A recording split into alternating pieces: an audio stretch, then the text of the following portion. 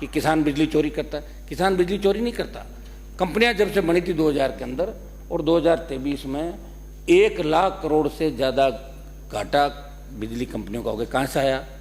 खरीद के अंदर, सरकारों के अंदर ऊपर बैठे वही लोग तय करते हैं कि बिजली किस दर पे खरीदनी है, कब खरीदनी है। कभी कोयले का आपके यहाँ कमी आ गई, इसको लेकर मुख्यमंत्री शायद हमारे बिजली मंत्री जी भी गए भी थे। लेकिन मेरी आपसे मांग है कि सिंगल फेज बिजली 24 घंटे मिले और 3 फेज बिजली आपने जो 7 घंटा घोषणा पत्र के अंदर कही थी कि रबी में 7 घंटा और खरीफ में 6 घंटा, ये पूरी बिजली आप सुनिश्चित करें। क्योंकि किसान के पास यहाँ नहरी इलाका हमारा है, वो तो कोटा डिवीजन को छोड़ दें और हनुमानगढ़ गंगानगर को छोड़ दें तो बाकी राजस्थान में कुएं ट्यूबवेल से ही लोग सिंचाई करते हैं और किसान के पास दूसरा कोई साधन नहीं। जोत घट गई।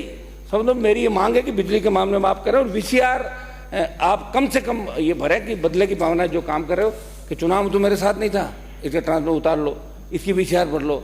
ये बड़ा मन आप लोग रखेंगे तो मेरे हिसाब से सारा ठीक हो। शपथ महोदय, मैं आपका ध्यान एक और दिलाना चाहूँगा कि राजस्थान सरकार ने, पिछली जो सरकार थी, इंटीग्रेट फाइनेंशियल मैनेजमेंट को निजी हाथों में देने की तैयारी की। उसमें भारतीय जनता पार्टी ने विरोध किया था कि ट्रेजरी, राजकोष और इगरा जैसी वित्तीय व्यवस्था चल रही थी, उसे बदलने का जो प्रयास हुआ CAG की रडार पर था। भाजपा ने विपक्ष में रहते हुए इसका विरोध किया, लेकिन सुनने में ये आ रहा है कि वही सॉफ्टवेयर जिसका विरोध भाजपा ने किया उसको भाजपा लागू कर रही है। ये मंत्री जी बैठे हैं यहाँ पे, मंत्री जी गजेंद्र सिंह जी, मैं कह रहा हूँ जिसका विरोध पार्टी ने किया था उसको लागू करने का शायद मानस बना रहे, तो आप एक बार कृपया इन चीज़ों को लागू नहीं करेंगे ज़्यादा ठीक है। नहीं वही फिर वही बात होगी, मिला जुली का खेल हो गया। फिर दोहराना चाहता हूँ, सरकार बदली, रिवाज नहीं बदला, मिला जुली का खेल आप खत्म करें। पैरा नंबर 6-7 के अंदर आपने लिखा कि ये चुनावी यात्रा, उन यात्राओं में प्रधानमंत्री द्वारा गारंटियों का जिक्र तो कर दिया, परंतु राज्य का युवा जो देश का कर्णधार है उनके साथ किए गए वादे आप सरकार को खरा उतरने का मन नहीं है। क्योंकि यदि मन होता तो विधानसभा चुनाव से पूर्व आपकी पार्टी के प्रदेश अध्यक्ष द्वारा RPSC को भंग करने की बात की थी। पिछले 1-1.5 साल के अंदर मैं लोकसभा के अंदर था, आप यहाँ लड़ाई लड़ रहे थे, आपके कुछ नेता सड़कों में, डॉक्टर साहब यहाँ नहीं है, वो लड़ाई लड़ रहे थे युवाओं की।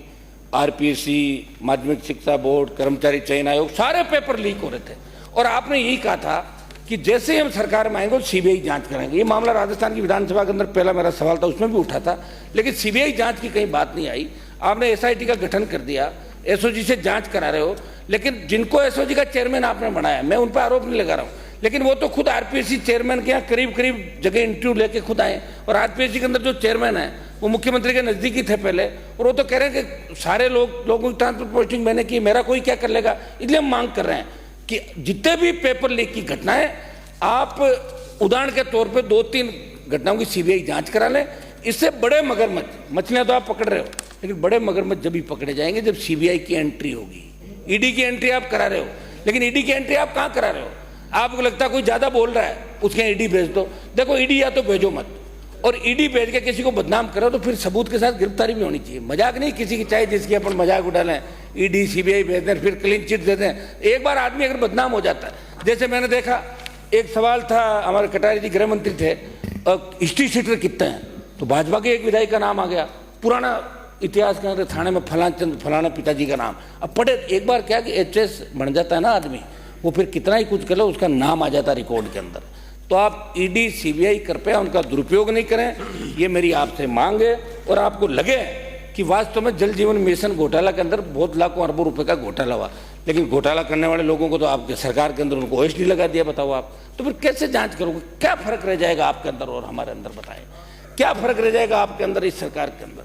आप हम किसी न किसी तरह इस प्रदेश के नौजवान किसान, हाँ ठीक है, राम मंदिर का आपने बहुत ही अच्छा कार्यक्रम किया, हम बधाई देते हैं आपको। राम मंदिर के ये लोग भी पक्ष में, अगर ये लोग को विरोध की बात करते तो गलत है। हम तो राम राम ही करते हैं गांव के अंदर, गांव में तो राम राम सा राम। BJP का गठन तो 80 के अंदर हुआ था, 80 से पहले भी लोग राम राम ही करते थे, BJP बनी उससे पहले भी राम राम करते थे। लेकिन चूंकि मैं आपके साथ रहा हूँ, थोड़ा ध्यान रखो। शंकर सिंह जी रुको आप यार, अब आपको मंत्री तो बनाया नहीं, बैठे बैठे बोल रहे हो आप। मैं ये कह रहा हूँ साहब कि राम मंदिर का निर्माण किया, अच्छी बात है, चाहिए तो आपको ये था कि उसमें आप सारी पार्टियों के नेताओं को बुलाते, जिस तरह आप सर्वदलीय बैठक लोकसभा चालू करने से पहले प्रधानमंत्री जी करते हैं, ये आपको करना चाहिए था, तब ये लोग जाते हैं। अब कह रहे हो आप नहीं गए, जाए कहाँ, कोई धक्के थोड़ी खाने देगा, अंदर कौन घुसने देता बताओ मुझे? अरे ऐसे मान लो चले भी जाए, से सम्मान कोई जाए और उसकी इज्जत के साथ आप बुलाएं। तो मेरा ये था कि राम जी के नाम से इस देश के अंदर कोई परहेज नहीं, सब किसान ना इनको नहीं, बिल्कुल नहीं है। ये तो राम नाम से ही यहाँ तक आए हैं। मैं जानता हूँ डोटासरा जी को, हम तो सब गांव के लोग हैं और हमारे तो पहले राम राम ही कहते हैं, राम राम साहब, अपने राम राम ही कहते हैं सारी लोकल भाषा के अंदर। लेकिन कुछ कांग्रेस के लोग अगर इस तरह की मानसिकता के साथ बात करें कि हम राम मंदिर का विरोध करते हैं फला करते, तो वो भी गलत है। और हमें तो ये भी याद है, आपको भी नहीं भूलना चाहिए कि जब कार सेवक दोबारा राम मंदिर जब बना था, जब बाबरी मस्जिद गिराई थी, उसमें आपके प्रधानमंत्री नहीं थे, इनके प्रधानमंत्री थे जो गोली लेके सो गए थे, दोबारा गोली नहीं चली। ये भी ध्यान है आपको, उनका भी योगदान है, नरसिम्हा राव जी का योगदान है। 2 से 4 बजे सो गए और आपने अपना काम कर दिया, क्योंकि वो भी कहीं न कहीं एक मिनट साहब समाप्त करोगे मेरी बात साहब। ये हमारी मांग है साहब, बिंदु से क्या 31, 32, 33, 34 में जो भी घोटाले हुए उनकी जांच कराने की आपने बात की। बिंदु से क्या 33 युवाओं में हताशा और अवसाद के कारण आत्महत्याओं के बढ़ते मामलों में चिंता आपने जाहिर करी। वो तो चिंता तो जाहिर कर दी, लेकिन वो रोकोगे कैसे, उसके बारे में भी आपको विचार करना होगा।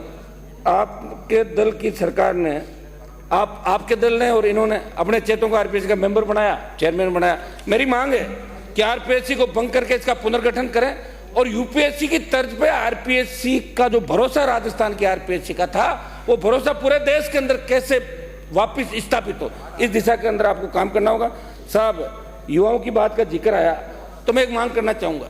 मैं केंद्र में था, किसान बिल आए, उसके मामले में मैं एनडीए से अलग हो गए, किसान की बात थी। लेकिन फिर आप अग्निपथ लेके आए, किसान बिल आपने वापस ले लिया आपने, किसानों ने बड़ा आंदोलन किया।